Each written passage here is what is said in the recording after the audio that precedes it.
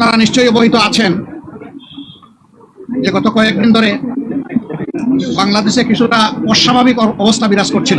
একজন রাজনৈতিক নেতা তার জনপ্রতিনিধিত্বের একটা দাবি নিয়ে তিনি একটা অবস্থান নিয়েছিলেন, আবার আরেকটা গুরুত্বপূর্ণ জায়গায় আরেকটা দাবিতে আরেক দল অবস্থান নিয়েছিলেন। এই সব কিছু প্রধান উপদেষ্টার জন্য কিছুটা কষ্টের, কিছুটা বিরক্তির ছিল, যার কারণে তিনি তার দায়িত্বের ব্যাপারেই পুনর্বিবেচনা করবেন এরকম একটা অভিব্যক্তি তিনি প্রকাশ করেছিলেন।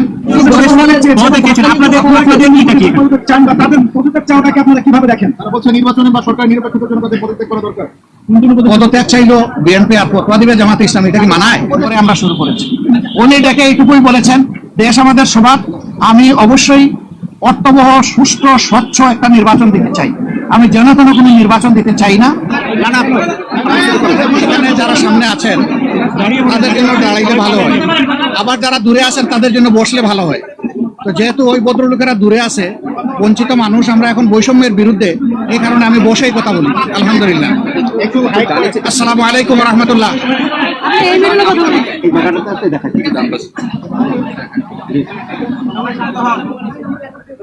আসসালামু আলাইকুম রহমতুল্লাহ।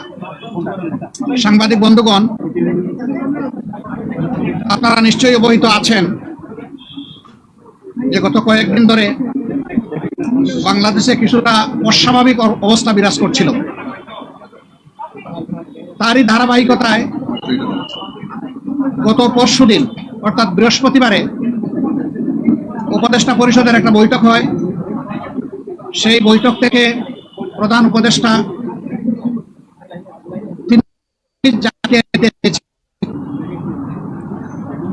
তিনি সেটা দেননি, কিন্তু এই কথাটা খুব দ্রুত সমাজের সব দিকে ছড়িয়ে পড়ে, যার কারণে সমাজে একটা অনিশ্চয়তা, আশঙ্কা, আতঙ্ক দেখা দেয়। আমরা সেই দিনই বিষয়গুলোকে হিসাবে নিয়েছি, নোটিশে নিয়েছি। ঠিক একই সময়ে একজন রাজনৈতিক নেতা তার জনপ্রতিনিধিত্বের একটা দাবি নিয়ে তিনি একটা অবস্থান নিয়েছিলেন,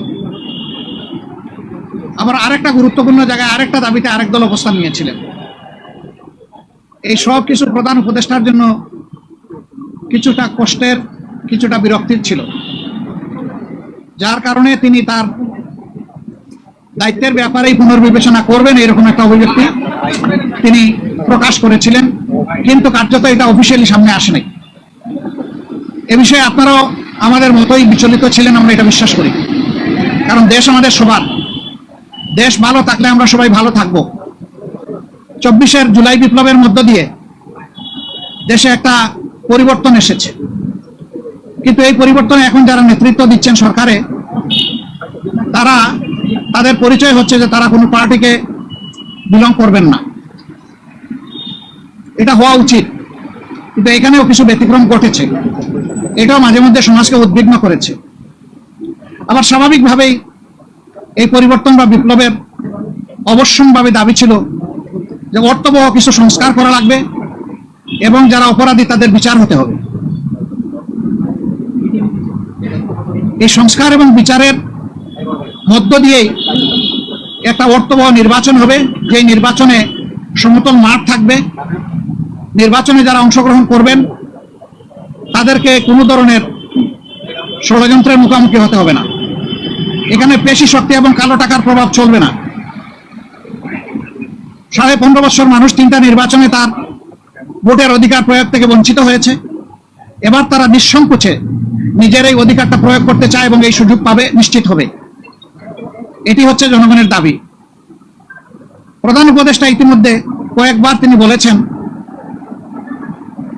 নির্বাচন তিনি দিতে চান এই বছরের ডিসেম্বর থেকে শুরু করে আগামী বছরের জুনের মধ্যবর্তী কোনো এক সময়, কিন্তু তিনি সুনির্দিষ্ট কোনো রোডম্যাপ দেননি, কোনো মাস সপ্তাহ তিনি ঘোষণা করেননি। এটাকে কেন্দ্র করে বিভিন্ন ধরনের দাবি এই নির্বাচনের রোডম্যাপের ব্যাপারে আছে। আমাদেরও কিছু রিকমেন্ডেশন ছিল, আমরা তার প্রতি সম্মান রেখেই বলেছিলাম যে দায়িত্ব আমরা সবাই মিলে তাকে দিয়েছি, তিনি চেয়ে নেননি এবং তিনি দলের পক্ষ থেকেও নির্বাচিত কোনো দায়িত্বশীল নেতা নন। বরঞ্চ তিনি জনগণের ঐক্যমতের ভিত্তিতে এই জায়গাটায় একটা গুরুবার তিনি গ্রহণ করেছেন। তাকে আমরা তার সম্মান বজায় রেখে দেশের স্বার্থটা তিনি দেখবেন, সেটা আমরা সবসময় বলে আসছি। আমরা আজকে ওই ব্যাপারে কথা বলেছি। আমরা বলেছি দুইটা বিষয় স্পষ্ট করা দরকার। একটা, নির্বাচনটা কখন হবে, আপনি যে সময়সীমা দিয়েছেন এর ভিতরেই জনগণের কোনো ধরনের বড় ভোগান্তি না হয়ে একটা কমফোর্টেবল টাইমে এই নির্বাচনটা হওয়া উচিত আমরা মনে করি। আর 2 নম্বর, আমরা বলেছি এই নির্বাচনের আগে অবশ্যই সংস্কার এবং দৃশ্যমান বিচারের কিছু প্রক্রিয়া জনগণের সামনে আসতে হবে। সংস্কার শেষ না করে যদি কোনো নির্বাচন হয়, এই নির্বাচনে জনগণ তাদের প্রত্যাশা পূরণ করতে পারবে না। আবার সংস্কার করা সম্ভব না। মাত্র 5টা সুনির্দিষ্ট বিষয়ে তারা হাত দিয়েছেন, এতটুকু নিষ্পত্তি হওয়া উচিত সন্তোষজনকভাবে। এর পাশাপাশি এখানে জুলাই প্রক্লেমেশনের ব্যাপার স্যাপার আছে, এগুলো সংস্কারের সাথে জড়িত। তো অনেক দলের দাবি দেওয়ার মধ্যেও কিছু ভিন্নতা আছে, এটা থাকবে, দল যেহেতু আলাদা, মতেরও ভিন্নতা থাকবে, এটাই স্বাভাবিক। গণতন্ত্রের সৌন্দর্য হচ্ছে আমার মতটি আমি প্রকাশ করব, আরেকজনের মতের প্রতি আমি শ্রদ্ধা দেখাবো। আমি কারো মতকে তুচ্ছ জ্ঞান করবো না, উপহাস করবো না, এবং কাউকে অপমানিত করব না। কিন্তু আনফরচুনেটলি এই সীমা আমরা অনেকেই রক্ষা করে চলতে পারি না, আমাদের পারা উচিত। গণতন্ত্রের স্লোগান হচ্ছে let us agree to disagree.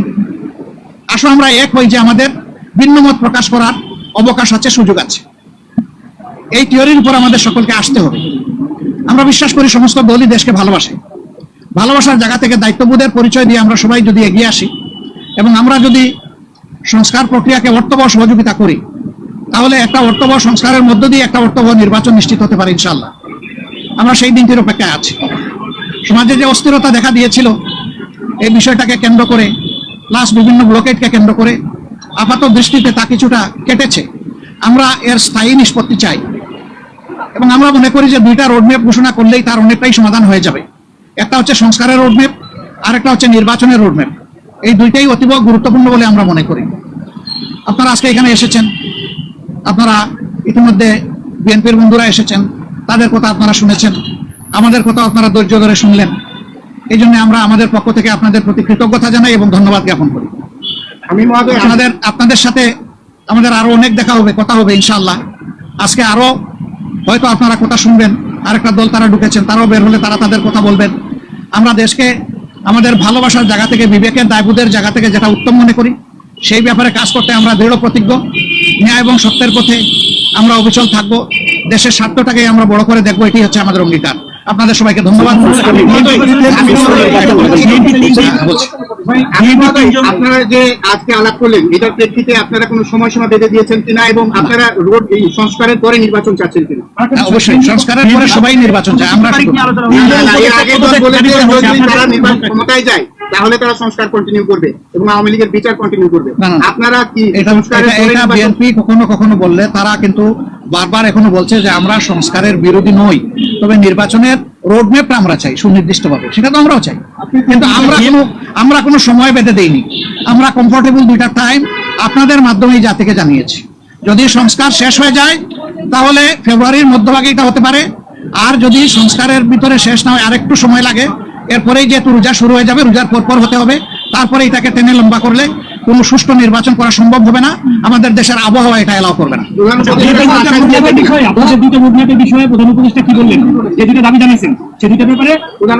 তিনি গভীর মনোযোগ সহকারে শুনেছেন এবং আমাদের এটা আস্থা হয়েছে যে তিনি বিষয়টাকে ইতিবাচক ভাবে নিয়েছেন।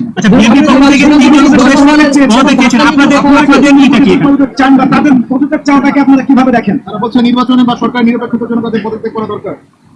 পদত্যাগ চাইলো বিএনপি আর ফতোয়া দিবে জামাতে ইসলামী, এটা কি মানায়? তারা যারা পদত্যাগ চেয়েছেন এই ব্যাপারে তারাই ব্যাখ্যা ভালো দেবে।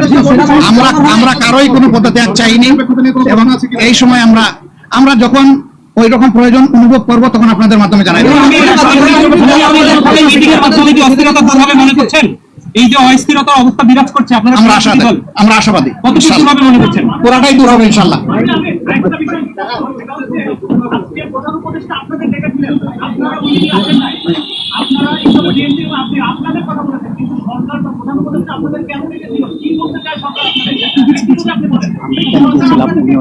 এটা ঠিক, আমাদের ব্যাপার আর বিএনপির ব্যাপারে একরকম না, একটু ডিফারেন্স আছে। আমরা কিন্তু নিজেই চেয়েছি আমরা নিজেই চেয়েছি এবং টাইমটা ফিক্স আপ হয়েছে। কালকে আপনারা সংবাদ মাধ্যমে এটা অলরেডি জানতে পেরেছেন। হ্যাঁ, সেটা আমি পরে আসতেছি। ওনার দাওয়াত আমরা পেয়েছি, এটা অস্বীকার করবো না, কিন্তু এর আগে আমরাই চেয়েছি এবং আমাদের চাওয়ার প্রেক্ষিতেই আজকে সন্ধ্যা 6টায় এই সময়টা নির্ধারিত হয়েছিল। আমাদের অন্য একটা দলীয় কর্মসূচি থাকার কারণে আমরাই চেয়েছিলাম যে আমাদেরকে আরো 2 ঘন্টা পিছিয়ে দেওয়া হোক। সে আমাদের অনুরোধের প্রেক্ষিতেই 8টা ফিক্স করা হয়েছিল, যদিও 8টায় আমরা শুরু করতে পারি নাই, একটু পরে আমরা শুরু করেছি। উনি ডেকে এইটুকুই বলেছেন, দেশ আমাদের সবার, আমি অবশ্যই অর্থবহ, সুষ্ঠু, স্বচ্ছ একটা নির্বাচন দিতে চাই, আমি যেন তেন কোনো নির্বাচন দিতে চাই না।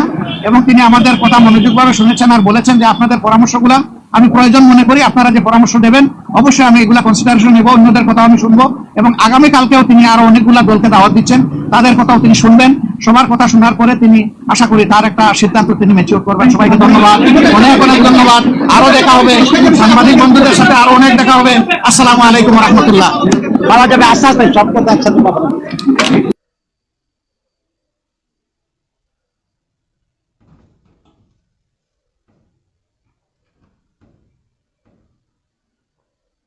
সবসময় সত্য নির্ভেজাল তথ্য পেতে স্বাধীন Bangla TV YouTube channel subscribe করে আমাদের সাথে থাকুন। আসসালামু আলাইকুম রহমতুল্লাহি ওয়া বারাকাতুহু।